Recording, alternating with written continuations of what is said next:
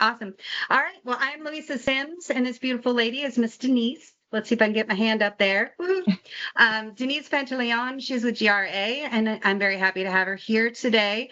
So in this industry, there are so many misconceptions out there. People reach conclusions without asking the experts. And so I wanted to go through some of the most common questions that we get on both sides, on my side as a real estate agent and on her side as a lender.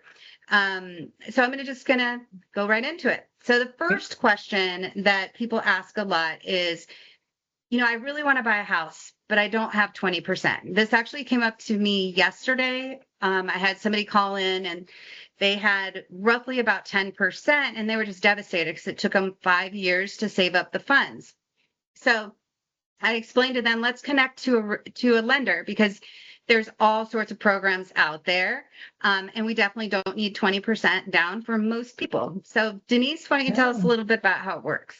Yeah, I'm always surprised that still to this day, people think you need that 20%. And I guess it gets thrown around because if you put something lower than 20% down, you pay mortgage insurance on your payment, right, on your mortgage.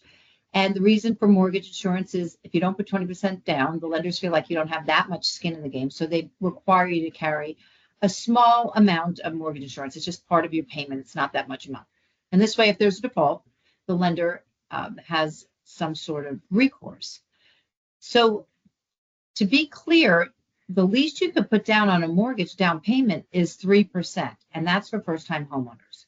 Okay, so way less than 20%. You just got to come up with 3%. So if you're buying a $300,000 house, that's just $9,000 in a down payment, not the 20%. And that's first-time homebuyers, as I mentioned. And the definition of a first-time homebuyer is you have not owned a home in 3 years. So if you owned a home 3 years and 1 day ago, you're considered a first-time homebuyer, and you get back to that 3% down payment.